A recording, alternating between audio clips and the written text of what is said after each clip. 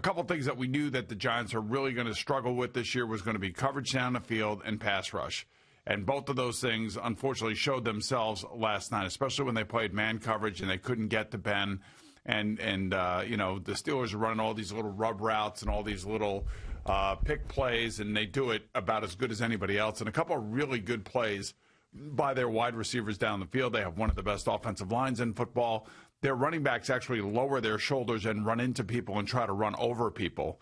On that 19-play drive, right before Daniel Jones throws the interception, Saquon Barkley has a really nice run up the middle. Yeah, and I thought he was going to score at one point.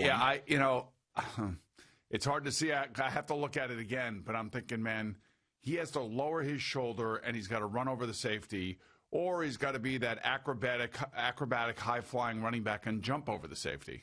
He didn't get a lot of opportunities. He didn't get a lot of opportunities last night, and that was one. Right. That was one he needed to capitalize on because that was critical.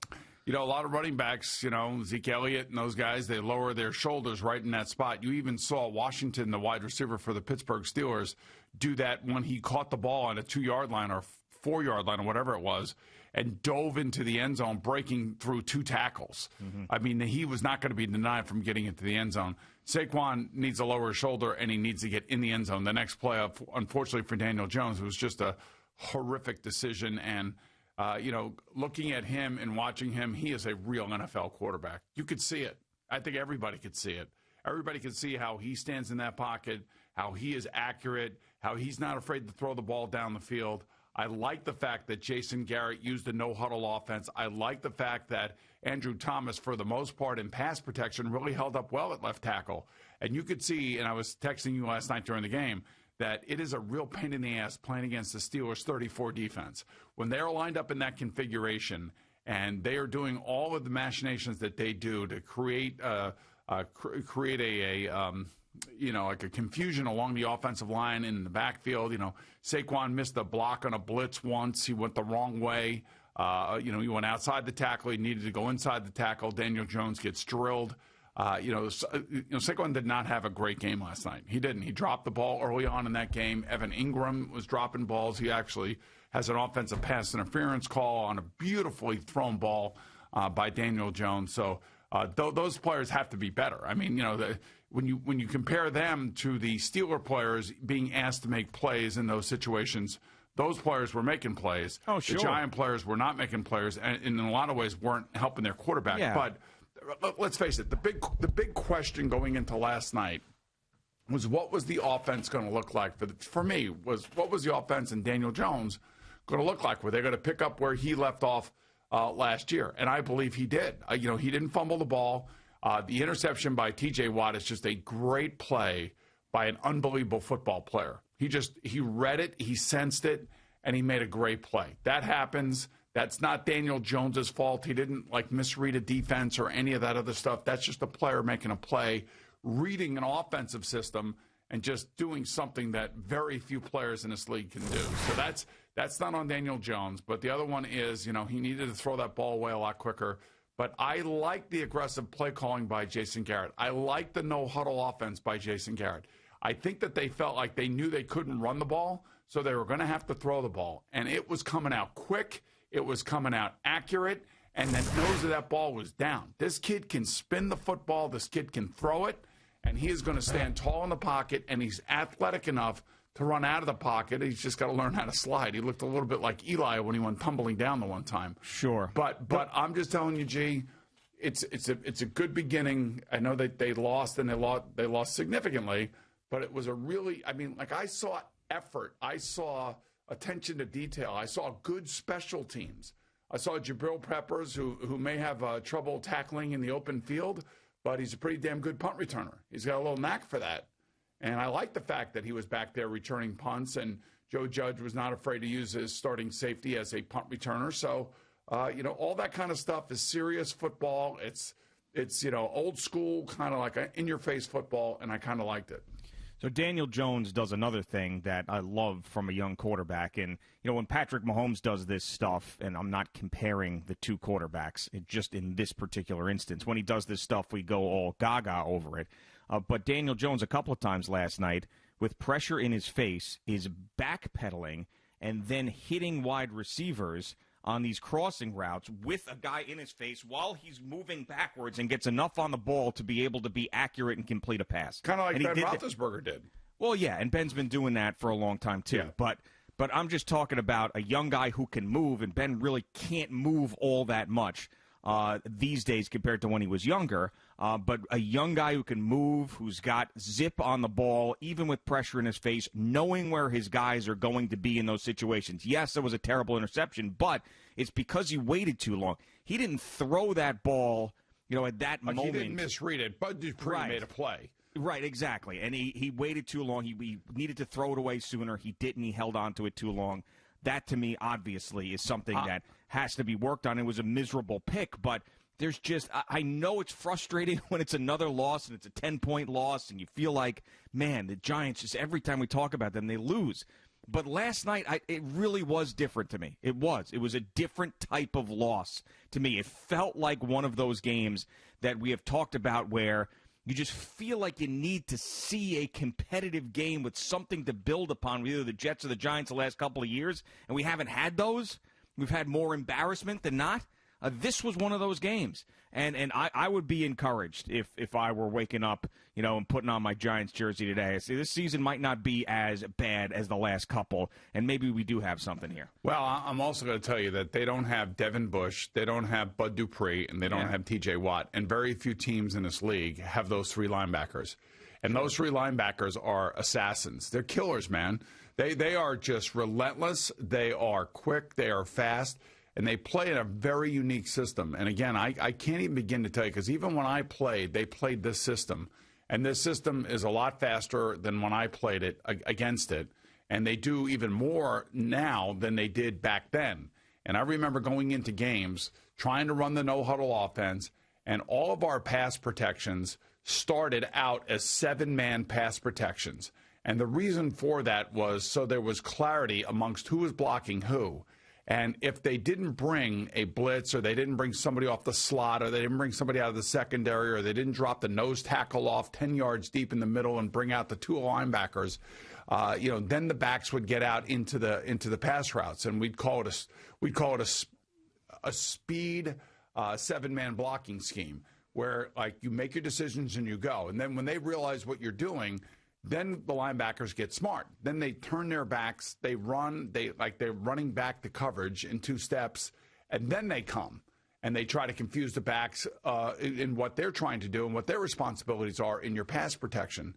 So, I mean, all in all, the fact that he stood in there, he took some shots last night, Andrew Thomas held up, pass blocking, and the fact that I think Andrew Jones is a very talented quarterback, that all bode well. They lost, however, which is also important.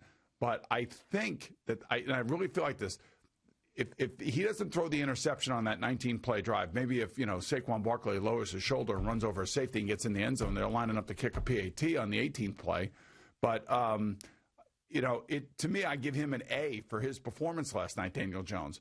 But because of that interception, that mistake, and something he's got to learn, I'm going to give him a B+ for the way that he played. And I will tell you, he looked so much better than Sam Darnold did on Sunday. So much better. I mean, yeah, it's not even close. It is a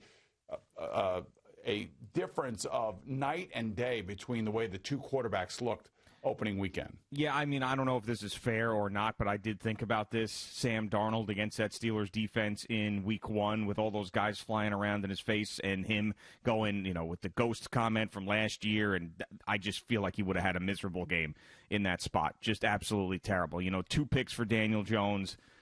Maybe 4 picks for Sam Darnold. I don't know how it would have played out, but I just know the way he was doing his happy feet, Sam, with that Bills defense. You add that Steelers defense with them coming at him, it would have been ugly. I think Daniel Jones, even though he's got that Eli sort of calm demeanor, goofy look with his helmet off, the guy has got major balls. When he's got his helmet on, though, he looks like a real football player. He's got major balls. He does. He really does. Yeah. And it's good. It's really good. And he's definitely worthy.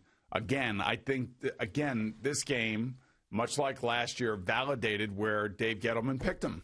This is a real deal kid. This is a serious football player. He loves football. He's not going to be doing a million commercials and do all of these things that some of the other players are doing right now. He wants to be a great quarterback for the Giants, and he'll continue to learn. And I agree that he may have a better supporting cast than Sam Darnold has. But, man, that defense last night, they were all over him. And they were coming from every different angle, and they were trying to confuse Andrew Thomas at left tackle. You could see it, and I could see it. And they confused Saquon Barkley a couple times. And Saquon shouldn't be confused. He should be better than what he was overall last night. And I'm not saying he should run for 100 yards against that defense. That defense has run blitzes as well as it has pass blitzes. But there are a couple times where, Saquon drops a pass, doesn't run over the safety to get in the end zone. He likes to run towards the outside, and teams know this. Teams know you can string him out and push him to the outside. He is going to have to start running between the tackles. Yeah. To be fair, though, how many times was he held up in the backfield where he was just getting murdered? No, I know that. I know, but I'm just saying, he's gaining a reputation of being an outside runner. Yeah. And I know they were talking last night, Herb Streeton and Fowler were talking about he wants to be the next Barry Sanders. Barry Sanders was special, and I think Saquon is special in his own right. But, with pass protection, with pass receiving, and sometimes you got to lower your shoulder in between the tackles, he's got to do all that stuff. And there were a couple times, or more than a couple times last night, where he did not do that. And he knows that. He said it after last night. He's got to play better. I don't expect him to run. I didn't expect him to run for 100 yards against that defense. But, next week they're going to go on the road to Chicago. They're going to see another good defense. And, he's just got to be a better player. And they got to be better run blockers next week against a pretty stout Chicago defense. Yeah, the most dependable and reliable weapon that Daniel Jones has on that offense is Darius Slayton. I don't even think it's close.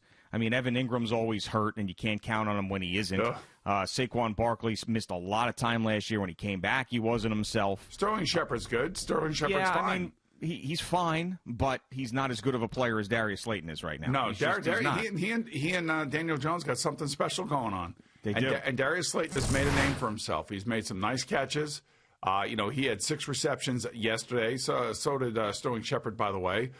Darius was over 102 yards receiving. He had 17 yards per catch, and he had the 2 touchdowns. I mean, that first touchdown pass to Darius Slayton was gorgeous, absolutely gorgeous. Great play call by Jason Garrett. And you can see Jason is going to use Daniel Jones. I could see how Jason's got to be really excited about what he has at quarterback here. He's got an athletic, bright kid that definitely has the arm to get it anywhere on the field at any time, and he can do it off his back foot. So he's going to be an extend the play type of guy. He's going to be a guy that's very accurate. Man, I thought, overall, I thought he played really, really well. But the Giants got problems on defense. We knew that. We knew that coming in. Yeah, but they actually played a little bit better other than guys running wide open in the middle of the field throughout the entire game. But they were okay. I mean, they did put some pressure on Ben. I thought that Blake Martinez being the leader and the captain that he is coming over for Green Bay seemed to be making a difference. They're not going to be a good defense, but maybe slightly improved. I remember a few years ago when it was still the let's try to squeeze every ounce out of Eli Manning Giants. I said because I believed, and I think it proved out, that the Giants they were a bad team, but they were also the most boring team in football. They were. It just didn't feel like they were going to do anything. Their offense was always spinning their wheels. They were just boring. Everything about them was boring. This is the exact opposite.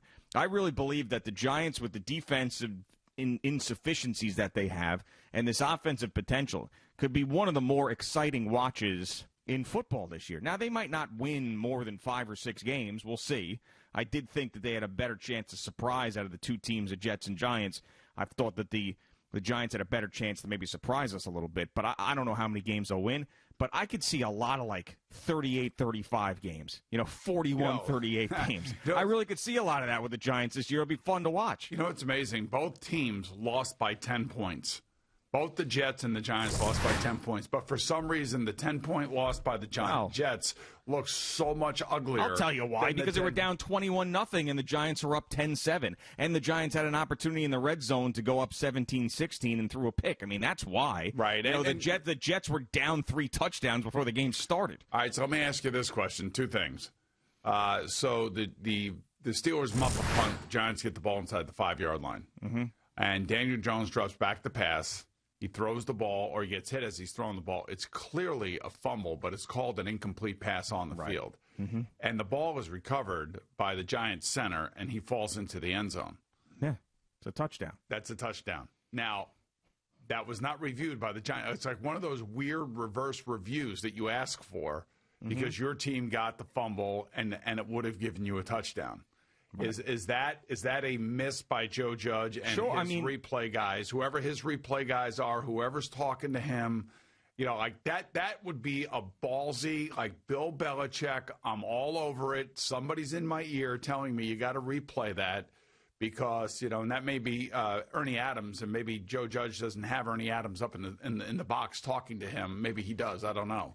But that's something that, it's so ticky-tack, it's so quick and so fast and so, like you're not thinking that way in a game. That's something maybe he'll look back on, and that's a learning experience for the young coach. Yeah, and I think a lot of this happens when you're down that close to the goal line. You're just thinking, okay, next play, we got to score. Like there's been a couple times I've seen over the last few years where a guy looks like he's getting into the end zone. He doesn't get into the end zone. They're on like the 1-inch line. They don't review it. The coach doesn't review it, and they line up. It's like, come on, let's just go. We got to get an inch. It doesn't even matter. Let's not even review it. And maybe that was sort of the thought process there. Like nobody really saw it. They're still down there. They got other opportunities. Let's try to go and score. I wanted him to go for it on fourth down. That's what I wanted to see. I really wanted to see them not kick the field goal in that situation. But, yeah, I do believe there was a missed opportunity.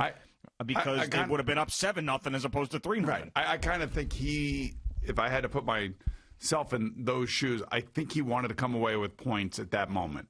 I think he just wanted to put points on the board. I don't think he wanted to give the Steelers any momentum by being held out on fourth down. So I really early in the game, I don't have a problem with that. Late in the game, when you need it, I think maybe you go for it. I would do the opposite of what Mike McCarthy did late in the game when they could have kicked the field goal to tie the game. I kicked the field goal. That's what you do. Especially when you're on the road. You can't be as careless as the Cowboys were in that situation and not convert the first down. But I thought yesterday Joe Judge just wanted to get on the board. Let's take the points. Let's feel good about ourselves. We got a little bit of a lead here. And, for the most part, the first half until the 2-minute drill, because the two-minute drill, when these veteran quarterbacks get in a rhythm and there's no pass rush, man, they're just gonna tear you apart. And that's where Ben really started to feel his game. His game started to come back in that situation, and certainly that's the way it looked to me at the end of the first half. Yeah, so the losing has been mounting for 3 years for the Giants, more than that. I mean, it's actually been longer than that. It just feels like it's been really bad the last couple of years, and this is another loss to start the season. And it sounds like excuses. It sounds like we are trying to make something out of nothing with a team that always loses. I don't believe that. I think both of us are positive with the Giants, and they are moving in the right direction. Now, we think that maybe the Jets could eventually get to that right direction when Joe Douglas has got a couple of offseason and a couple of drafts in there because we really believe in him, but we got to see more from Sam Darnold. So, I mean, I know how it sounds with how bad the Giants have been, but I saw a different football team last night. And even Joe Judge, who I thought was going to be like, we lost a football game, there's no positives out of it. He said these guys were out there competing for 60 minutes, exactly what he wanted to see from his team in week one. So I thought that was good. So, yeah, there's something to build on today. Right. There really just know that both the Jets and the Giants opened with potential Super Bowl teams. They both have top-flight defenses, and they both have top-flight big mobile quarterbacks that played the games that they're supposed to play against the Jets and the Giants. That's all there is to it. And, the Giants are trying to find continuity with a new coach. The Jets are trying to find a continuity once again with a second-year coach. I mean, so there's so many things that are going into these games early on that went against both of the teams, and it reflected itself, I say, because of who they played. Now, the Giants have a brutal schedule. We know that. But I do think the Giants showed you a little bit of glimmer of hope that the offense may be able to pick it up. I mean, they should have scored more than 16 points yesterday. That 19-play drive, man, that's how hard it is to have a 19-play drive when your second-year quarterback is making all of those decisions. Normally, 10 plays in the end zone. Let's call it a series. But 19 plays. He was asked to make 1 million decisions. A lot of it no huddle. A lot of it calling it at the line of scrimmage. A lot of it audibling, reading the defense, and the defense is difficult because it moves around a lot. It's a very difficult configuration. But, man, I thought he handled himself. Great. I really did. Thank you for watching. Please like, comment, and subscribe. And don't forget to hit the red bell so you're notified when we have new content.